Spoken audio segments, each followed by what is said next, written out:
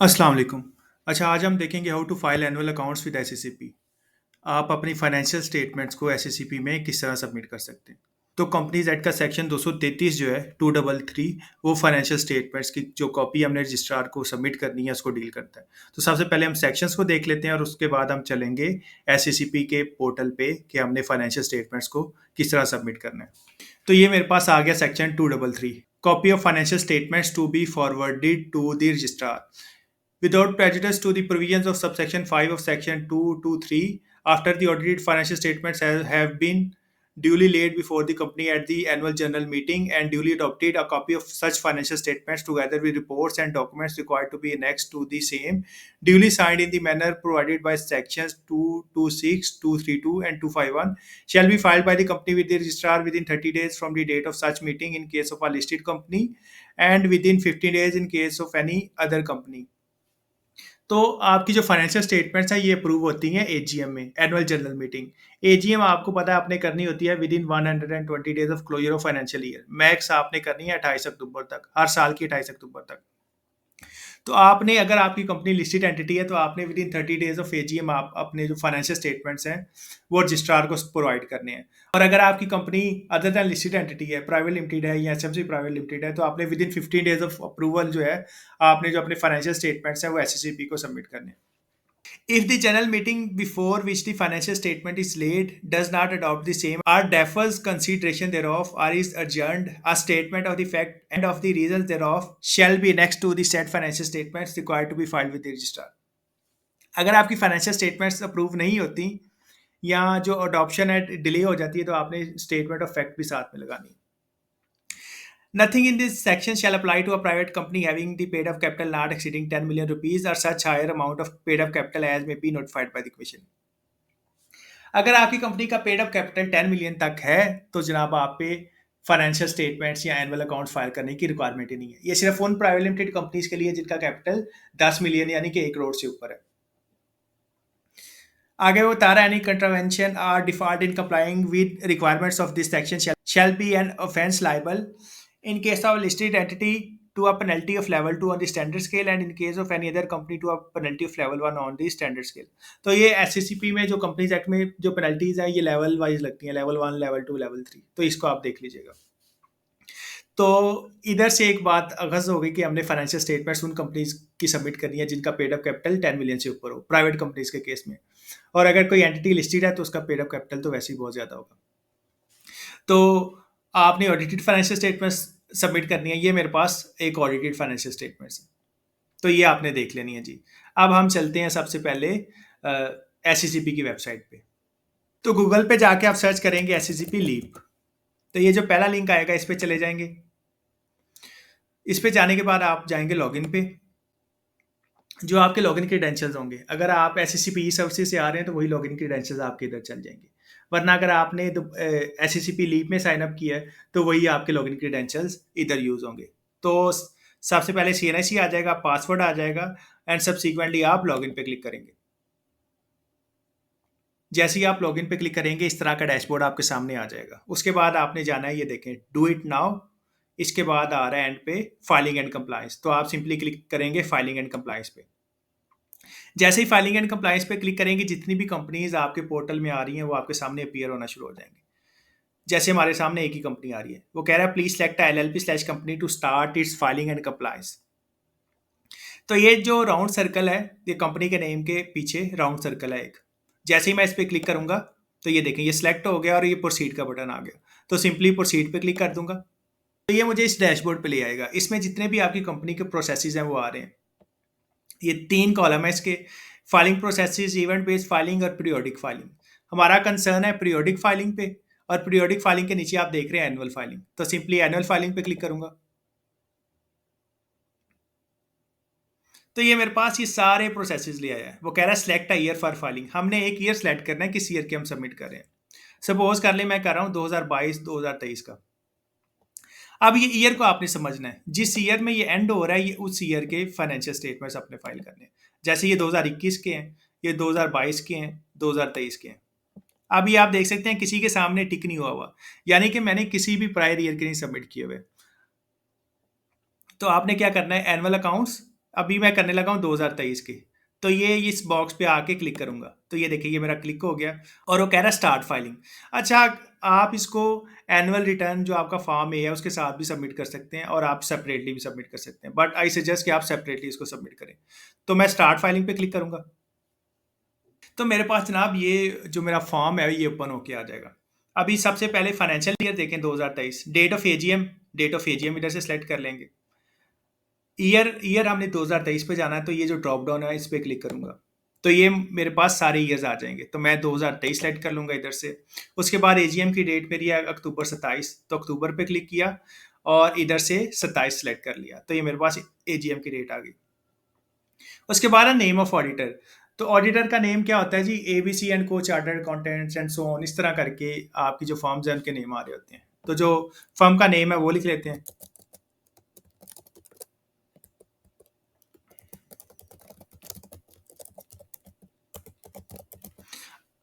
मैंने तोड़ के मैंने मिडल में इसलिए नहीं लिखा कि मिडल में कुछ आएगा नहीं।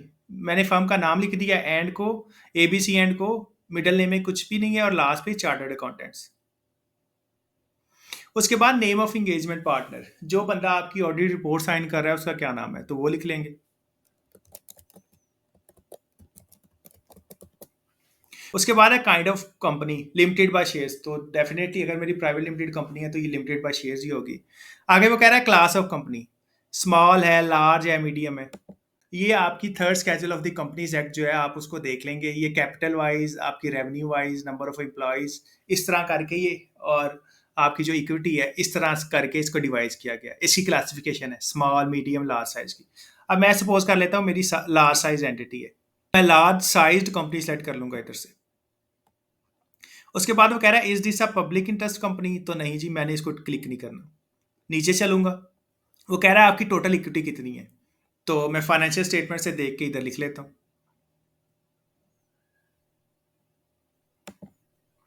ये मेरी टोटल इक्विटी आ रही है 925,531,365। तो ये फाइनेंशियल स्टेटमेंट से देख के मैंने जो मेरी टोटल इक्विटी थी वो मैंने लिख ली।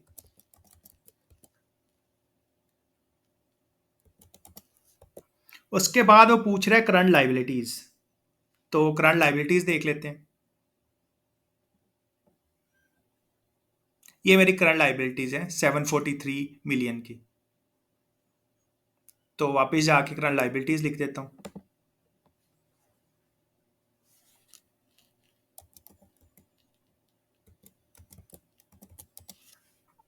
उसके बाद वो पूछ रहा है करंट एसेट्स, तो करंट एसेट्स देख लेते हैं कितने।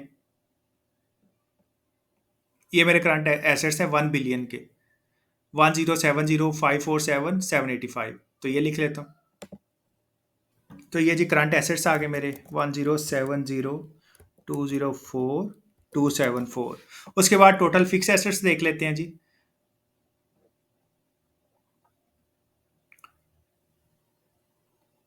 तो ये मेरे total fix assets, non current assets भी आप इनको कहते हैं, फिक्स एसेट्स भी कहते हैं। तो ये 636 मिलियन के हैं, 636, 656, 489, तो ये लिख दूंगा।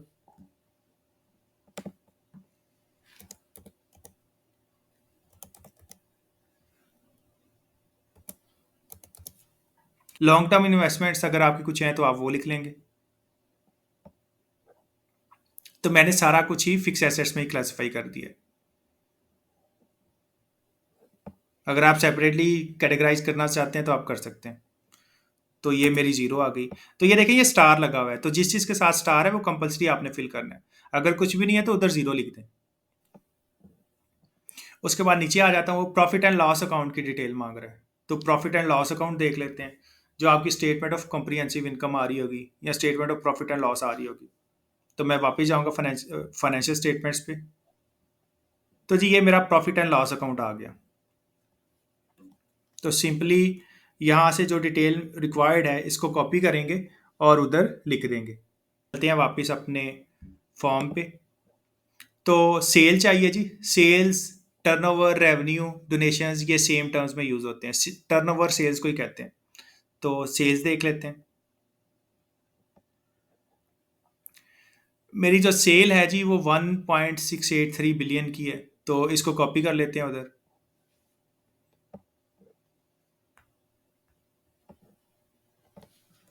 168341078 उसके बाद ग्रॉस प्रॉफिट वो पूछ रहा है।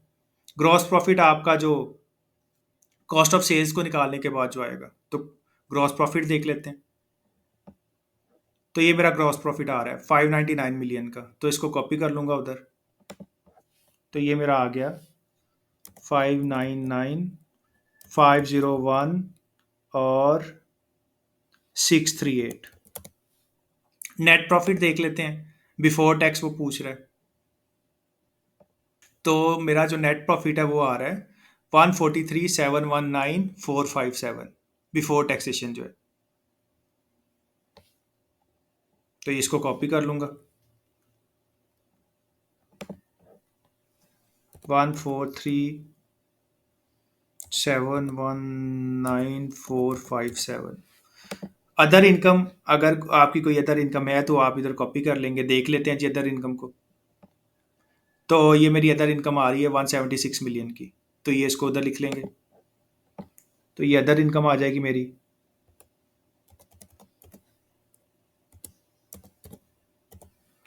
नंबर ऑफ एम्प्लॉयज़, जितने आपके नंबर ऑफ एम्प्लॉयज़ हैं वो आपने लिख देने हैं। क्या कंपनी ने डिविडेंड डिक्लेयर किया? अगर किया तो यस कर देंगे, वरना नो कर देंगे। Consolidated financial statement in case of holding company, तो जी कोई होल्डिंग कंपनी है ही नहीं, तो नॉट एप्लीकेबल कर देंगे। तो ये जो मेरी फाइनेंशियल स्टेटमेंट थी, ये सारी डिटेल मैंने फिल कर दी, ओके हो चुकी है। इसके बाद चलते हैं नेक्स्ट पे। अभी वो कह रहा है जी कि फाइनेंशियल स्टेटमेंट जो है वो अपलोड करें। तो जो आपने जो फाइनेंशियल स्टेटमेंट्स हैं, जो ऑडिटेड फाइनेंशियल स्टेटमेंट्स हैं, financial statements plus audit report, वो कंसोलिडेट करके आपने अपलोड कर देनी है। तो ब्राउज पे क्लिक करूंगा, और जब मेरी फाइनेंशियल स्टेटमेंट्स है, सिंपली उसको क्लिक करके उसको अपलोड कर दूंगा। जैसे मैंने सेलेक्ट किया उसको, ये देखें ये अपलोड का बटन आ गया, तो अपलोड पे क्लिक करूंगा। तो ये मेरी फाइनेंशियल स्टेटमेंट्स अपलोड हो चुकी हैं। अगर आपको लगता है कि आपकी अटैचमेंट गलत है, तो ये आप इस राउंड सर्कल पे क्लिक करके इसको डिलीट भी कर सकते हैं। अगर आप देखना चाह रहे हैं तो आई पे क्लिक करेंगे तो एक नई विंडो ओपन हो जाएगी। जैसे मैं आई पे क्लिक करूं, तो ये नई विंडो आ गई। अगर आप इस पे क्लिक करेंगे ये डाउनलोड वाले बटन पे, तो ये आपकी एक पीडीएफ फाइल डाउनलोड हो जाएगी आपके सिस्टम में। तो जी ये फाइनेंशियल स्टेटमेंट्स होगी अपलोड। अब ये देखें यहाँ टिक टिक होता जा रहा है। Annual statutory, annual account statutory जो अटैचमेंट्स पे टिक हो गया, और इधर अटैचमेंट्स पे क्लिक हो गया। एनुअल अकाउंट्स पे टिक नहीं हुआ हुआ। तो ये देखें जो मेरी टोटल एक्टिविटी है ये रह गई है। एक्टिविटी मैंने सेलेक्ट की थी, शायद वो सेव नहीं किया सिस्टम ने, तो मैं इसको दोबारा एंटर कर देता हूँ। इक्विटी है, उसको दोबारा एंटर कर देता हूँ। अब मैंने एंटर किया था, सिस्टम ने उसको सेव नहीं किया।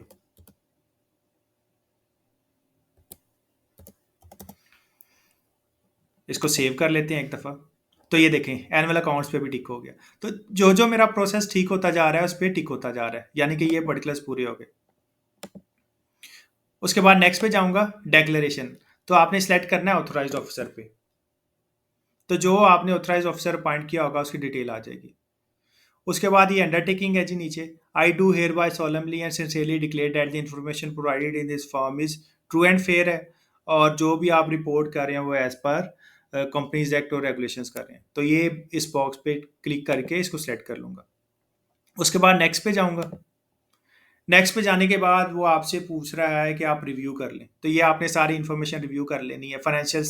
फाइनेंशियल ईयर आ रहा है इसमें, डेट ऑफ एजीएम, ऑडिटर का नाम, इंगेजमेंट पार्टनर का नाम, कंपनी की डिटेल्स और फाइनेंशियल स्टेटमेंट्स की डिटेल आ रही है सारी। तो आप नीचे आ जाएंगे। नीचे आने के बाद फिर ये एक अंडरटेकिंग है, I do hereby solemnly and sincerely declare that the information provided in the form is true and correct and nothing is concealed. तो इस पर क्लिक कर देंगे, ये जो बॉक्स है। इसके बाद आपका सिर्फ पिन रह गया, तो पिन अप्लाई करेंगे। पिन अप्लाई करने के बाद मैं क्लिक करूंगा अप्लाई पिन पे। तो वो कह रहा है वैलिड पिन, मेरा पिन लग गया, और ये देखें साइंड का बटन भी आ गया इधर।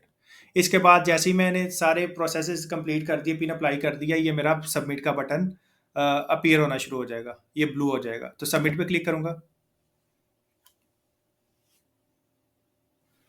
तो वो कह रहा है annual filing process submission, the annual filing processes have been successfully submitted, please take note of the process details and complete payment for each process individually, to start review from the SSCP. तो आप proceed पे click कर देंगे।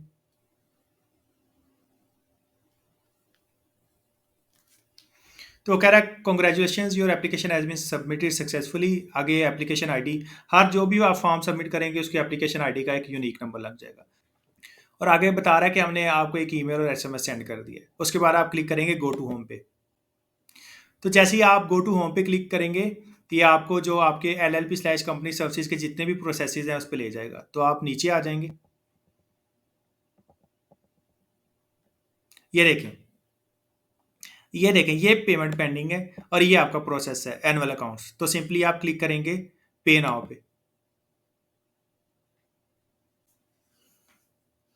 पे now पे click करने के बाद ये आपका वही फॉर्म सारा दोबारा ओपन हो जाएगा। आप इसको रिव्यू भी कर सकते हैं, और अगर आपने इसको पीडीएफ में डाउनलोड करना है तो रिव्यू रिव्यू फॉर्म पे क्लिक करेंगे और ये आपके पास दो ऑप्शन आ रहे हैं, डाउनलोड का और व्यू का। व्यू पे क्लिक करेंगे तो एक नई विंडो ओपन हो जाएगी, डाउनलोड पे क्लिक करेंगे पीडीएफ में आपके सिस्टम में डाउनलोड हो जाएगा। मैं इसको क्लोज करता हूँ जी। पे नाउ पे क्लिक करूंगा। दो ऑप्शन है आपके पास, डेबिट या क्रेडिट कार्ड या वन लिंक। अगर डेबिट कार्ड पे मैं क्लिक करूं तो ये मेरी फ़ी बन रही है 1100 नॉर्मल फ़ी और 3300 लेट फाइलिंग फ़ी। तो मेरी फ़ी 4 टाइम्स बन जाएगी, और 163 रुपये आपके जो पीओएस जो कार्ड आप यूज़ कर रहे हैं उसके चार्जेस हैं। दूसरा ऑप्शन है आपके पास वन बिल का। तो आप क्लिक करेंगे जनरेट चालान पे, तो ये आपके पास ये डैशबोर्ड आ जाएगा। तो ये आप इसको वन बिल के थ्रू किसी भी बैंक के थ्रू आप पे कर सकते हैं ई बैंकिंग में। इसके अलावा इजी पैसा, जैज़ कैश, नया पे, सदा पे और किसी भी बैंक के एटीएम से आप पे कर सकते हैं। ये आपकी पीएसआईडी होगी, ये पीएसआईडी आप दे के आप इसको पे कर सकते हैं। इसके अलावा अगर आपने चालान डाउनलोड करना है तो ये फी समरी के आगे आ रहा है डाउनलोड चालान। तो आप डाउनलोड चालान पे क्लिक करके चालान को डाउनलोड भी कर सकते हैं। चालान आपके पास पीडीएफ फाइल में आ जाएगा, आप उसको प्रिंट कर लें, सिस्टम में सेव कर लें। अब मैं करता हूँ डेबिट क्रेडिट कार्ड के थ्रू, तो डेबिट एंड क्रेडिट कार्ड को सेलेक्ट करता हूँ। उसके बाद आप क्लिक करेंगे प्रोसीड टू पे। नीचे आ जाता हूँ, तो जो भी आपके डेबिट या क्रेडिट कार्ड के पर्टिकुलर्स होंगे उनको ऐड करते हुए आप इसकी पेमेंट कर देंगे।